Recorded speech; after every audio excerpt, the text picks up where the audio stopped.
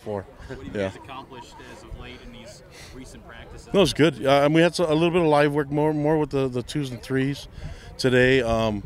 Last week's scrimmage was really good for us. And most of you guys were out of town, but yeah, it was good. I thought after watching the film, I mean, it's going to be give and take, offense versus defense. I think defense probably got the better of the day today, but last on Friday was the offense, and so it's kind of been back and forth. And I liked the leadership from the teams taking over. So everything's looking good, and just got to keep working. We've got to take advantage of the last few practices that we have. How do you see Jake progressing in this spring? Or is there a way to, with someone like him who's already had so much game experience, can he progress in the spring ball like that?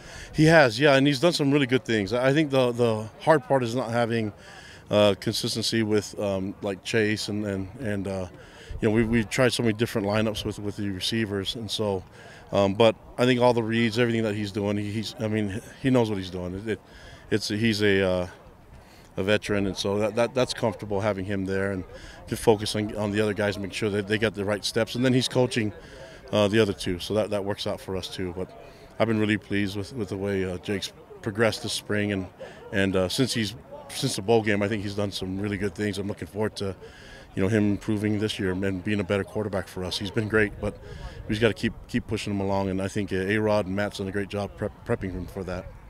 What do you think of his knowledge of the playbook? I mean, you've been around Yeah. Zach and Jaron. Like, how does he compare to guys like that you've seen in the past? Yeah, I mean, he's got a great football IQ, so I think he's right in.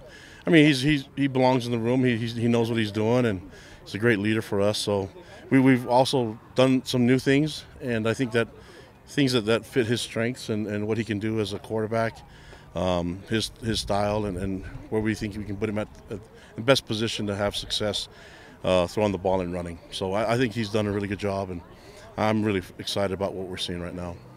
You've had a couple of players the last several years, including this year, I guess, who you recruited them out of high school and then they opt somewhere else before you kind of get them on the bounce back. When those conversations happen and they eventually sort of, I guess, commit to another school and whatnot, how do you keep that relationship to where they feel comfortable coming back to school? Well, I think the goal is for us to get it right the first time, but a lot of things have changed, especially with us being in the Big 12 and things like that. So, with some of the guys have done it in the past, I think for me it's never been, about us. It's been about the recruit. So we want to make sure that he and his family make the best decision for himself. But I want a guy that wants to be here. You know what I mean? So, but we're going to be kind and good to everyone that we recruit. And with everything that's happening in college football, you probably won't see a lot of movement as much as it was before. And hopefully for us, you'll see us get it right the first time and bring them in and kind of develop them into the player that we know they can be here. I wanted to ask about Josh Singh. He's rotation guy last year.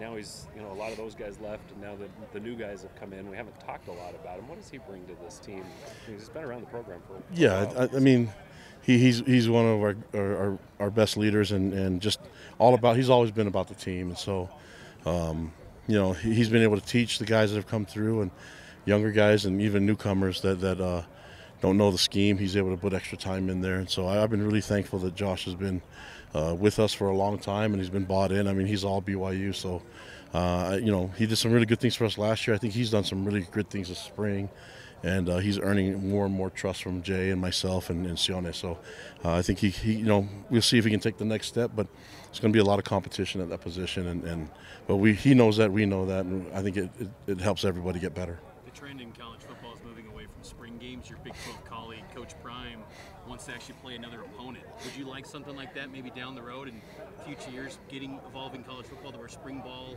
you're lining up against someone else? Would you like that? I think it's a cool idea. I mean, I didn't even know that you could do that. So, if we'd have known that earlier, but I think we've kind of tried to use the practices, rather than using it being in the game, try to use the practices the right way, get our team ready for the off season going to summer.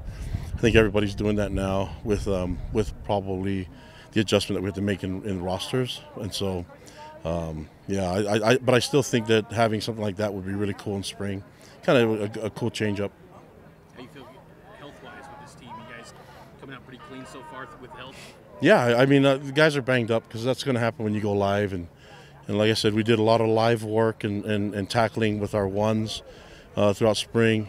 We're done with that with the ones now, but we're still continuing with the twos and threes. So we just got to get better at football. So there's guys that are banged up, but it's okay.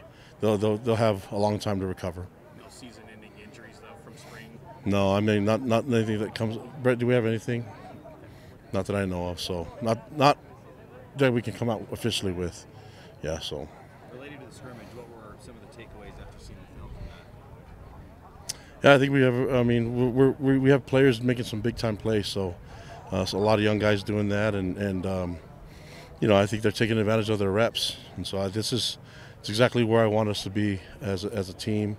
But we got to keep pushing along. I mean, can't get complacent or think that we've arrived. We got a long ways to go. So this last week's going to be important for us and what we want to get going before we gain momentum before we get to the off season. Have you seen any hints of complacency on the heels of a successful year that you should bring that up?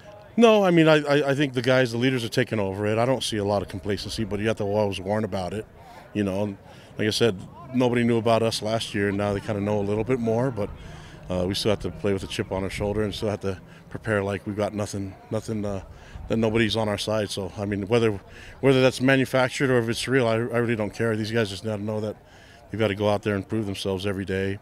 And they've done that in spring, and they've had great great attitudes, and so I'm not seeing anything. I don't say that because there's complacency. I just think that I'm just going to keep saying it, warn us about entitlement, and got to keep warning about pride. That's always that's proven in the scriptures, and it's going to be true in football too. So, got to stay humble. Got to stay humble and hungry, and I'm always going to preach that. How do you feel about the depth in the trenches, defensive line, offensive line? How deep do you guys go in those spots? Yeah, I feel really good about it. And more importantly, I trust the coaches that are in those positions. So TJ's done a great job with the O-line. He has amazing people that work with him. And then, looking at what Sione and K-Pop do with the D-line, they do a great job there. And it doesn't hurt to have guys like Gary and Chad involved too. So we have a good group and a good group of leaders and coaches too. So we just got to keep working, all of us. Speaking of the trenches, Aaron Roddick was pretty high praise about Isaiah Johnny in the spring ball. Yeah. How does he look this month? Yeah, he's done good. I mean, like I said, I think he's been a little bit limited because he got banged up. But that's got to get banged up. That's got to get some live work, and so we just got to keep working towards it. But he'll be fine by the time we get back. The guys get a break for after this week for finals, and then get a little bit of break that they have in spring, and then we get back to work in May, and away we go. And fall camp's right around the corner, so. He's going to be ready. All the guys are going to be ready. Even guys that are banged up now, they'll be fine. You making an alumni game appearance come back? No, I think the one play was enough. Yeah, I mean, I think I caught the shovel for about a yard, and that's about my average. So I'm going to stick to that. I'm not even going to wear cleats or anything like that. So we'll just let the old timers that are brave enough to do it, let them have their spotlight. How fun is it? I mean, that's.